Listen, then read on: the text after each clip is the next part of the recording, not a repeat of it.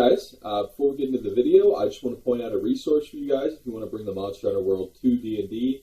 It's in the description. It's made by a person named Melwind online. It's probably not the real name, but go check it out and enjoy the video. Hi, I'm Tyler. I'm the Anime Ghost, and this is putting Monster Hunter weapons into D&D. So I've been a really big fan of the Monster Hunter series since 3 Ultimate, where I rented the game from, not a Best Buy, what was it? Family Video. I rented the game from Family Video, took it home, played it for about an hour or two, and decided I never wanted to touch it again. But, unfortunately, or fortunately, later, I picked it up again, and have since lost hundreds of hours of my life to it.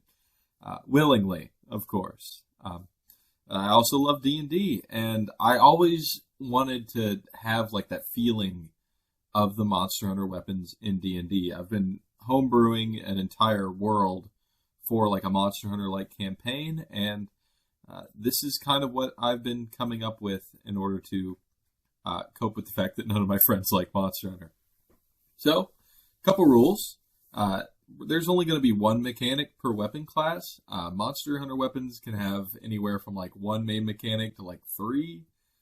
And I think that's a little bit broken, especially considering some of these weapons could be used by like level 1 characters. So in order to remedy that, there will only be like 1 mechanic. There's one that's interchangeable on one of the later ones, but it's still only 1 per weapon. And these are not inherently magic weapons, but if you were doing like a Monster Hunter-like campaign, you might add that in as they upgrade them. So without further ado, let's get right into it with the Greatsword. Oh, spoiler alert, I'm only doing the original 7 for now. I'll probably make another video later with the rest of them, but yeah, Greatsword. So, the Greatsword is known for being a big slab of metal that people swing around, and its main mechanic is the charge. So, Greatswords can do like about 2d6 slashing damage. I wanted to do a d12, but I like the feeling, or I like the consistency rather, of 2d6. So, the weapon's main mechanic is charge. So, the user may take a full action to charge the sword. While charging, the user may not take any other actions other than the attack action or an attack of opportunity. So this is, once you've committed to this, you're committed to this. The user may have up to 3 charges, so you can spend more additional turns charging, and all charges are lost upon taking any other action other than the attack action. So if you like move, you're done. It's gone. The charges are gone. That's to replicate the game. So when the user attacks, their attack is affected by the amount of charges they have. So if they have 1 charge, the weapon gains an additional damage die and a +1 to hit. You didn't commit a whole lot to this attack, so you don't get a whole lot out of it. 2, the weapon gains 3 additional damage dice and +2 to hit. So now you're doing more damage than you otherwise would. But again, you've basically sacrificed 2 full turns in order to do that. And finally, 3 charges. You get 5 additional damage dice. The crit range is extended by 1, and you get a +3 to hit. There's also going to be a con save, DC, or a quarter of the damage that whatever the creature is taking, whichever's higher, to avoid being knocked prone, and that's to represent like the big final payoff for holding this for 3 charges. Next up is the Sword and Shield. So the Sword and Shield was a tricky one for me, but I came up with a compromise. So in the games, Sword and Shield allows you to use allows you to use items while your weapon is drawn. And so to kind of replicate that, while you use specifically this Sword and Shield, you may use items as a bonus action while wielding this weapon. It's kind of a homebrew in a lot of games already, but I feel like this really sells like why you would use this weapon over anything else. You can also take a -2 penalty to attack rolls to deal bludgeoning damage instead of your weapon's normal damage.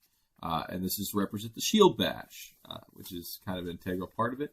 That's pretty much the Sword and Shield. That one's quick and easy. Next up is the Dual Blades. Dual Blades' main mechanic is Demon Mode. So the user may activate, or rather in the games, Demon Mode is activated and you deal increased damage at the cost of stamina. Now, stamina doesn't really recharge in D&D. There's not like a meter of how much stamina you have. So this is how demon mode would work in D&D according to me. So you may activate it as a bonus action.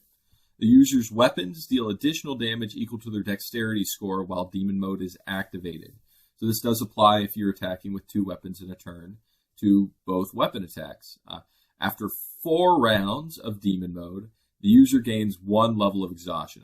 I still have to decide between 3 or 4 what's balanced there, but exhaustion levels represent how tired you are because this is supposed to be draining your stamina. And each round you spent with it not activated reduces the amount of rounds you have spent. So if you spent 1 round with it activated, you dismiss it and you go back to attacking, and then the round after that you go again, it's treated as if you're starting from 0 again.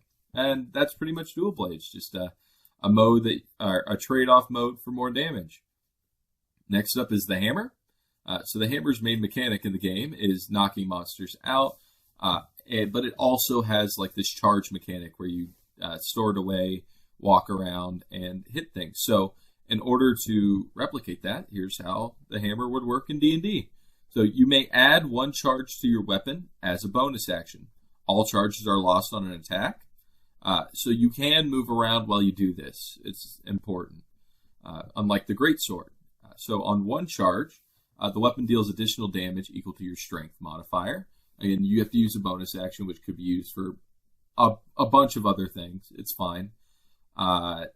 2, the weapon deals additional damage equal to 2 times your strength modifier. And I importantly didn't do damage dice because I wanted this to feel a bit more fair than the greatsword. The greatsword you have to commit a whole lot of resources to, whereas this is kind of minimal. And the target must succeed a DC 12 Constitution save, or half the damage, whichever is higher, or be stunned for 1 round. So this is to represent the hammer's knocking out capabilities. I wanted it to be fairly low con save. I think it's like smaller enemies, of course. You'll be able to easily knock them out. And finally, on 3 charges, you may do an additional attack against a target, and they must succeed on a DC 15 or half the damage taken from the user this round, whichever's higher, or be stunned for 1 round as well, and you get the strength, additional strength damage as well. So this is kind of to represent the home run, which is a little spinning move you do that finishes off with 1 big attack. Obviously, having like 6 attacks would be broken, so instead I went with that. Moving on, let's go to the lance. So the lance kind of lacks a main mechanic besides poking, but what I really think sells the lance is the charge ability. So this is how I would put it into D&D. The user foregoes any bonuses from their shield until their next turn. So you can't use your shield, or rather your AC is as if you didn't have it. And you may double your movement speed until the end of turn. This was a bonus action to activate. When the user hits a target with an attack this round, it deals additional damage equal to 1 per 5 feet traveled this turn. The user may only travel in a straight line this turn. So this is to represent you like closing the distance and hitting an enemy hard, right? You know, you don't get your shield for 1 full round because you're dashing, but you get to kind of have this little distance closer and be the main tank, which I feel like is kind of the Lance's main thing. Yeah. It's a pretty simple one as well, but I think that'd be a lot of fun, and people like the rush down style. Yeah. Next up is the light bowgun. So I'll be honest, I don't really use the bowguns too much, but this one was introduced in World, this mechanic. So you could obviously give your players different ammo types and stuff to work with, but the main mechanic of the weapon is the mines, or I think they're called wyvern stakes. So when you, here's how it works in D&D. You may place a mine in the tile you're on as an action.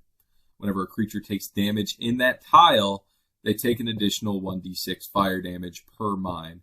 You may have 3 mines active at any one time. I give them an hour duration. So this is kind of leaning more towards like a preparation. Like you prepare the battlefield for this.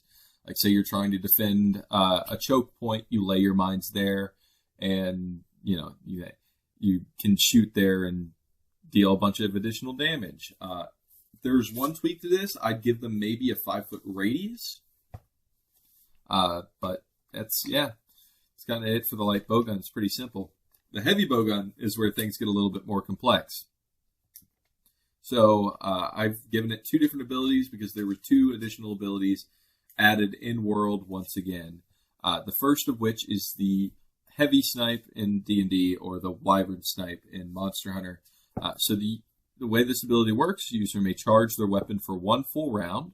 If they are not hit, their next attack is a critical hit.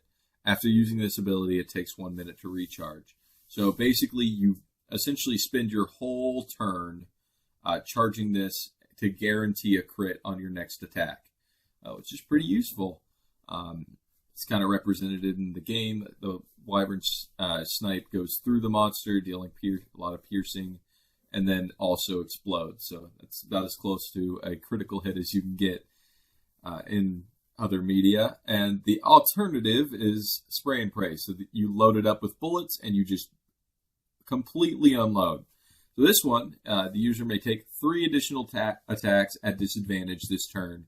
After using this ability, it takes 1 minute to recharge again. So this is you loading up your special ammo, which recharges in the game. And you just absolutely go to town, launching attacks, doing a ton of damage, hopefully. But again, you are just launching tons of attacks. So yeah, you may not hit them. But that pretty much wraps up all the original Monster Hunter weapons. Thanks for sticking with me, and I'll see you guys in the next one. Leave likes and comments, please, for the algorithm, and also to tell me what you think about this and what your favorite weapon in Monster Hunter is, because I love Monster Hunter. Mine's Dual Blade. All right, see you guys. Bye.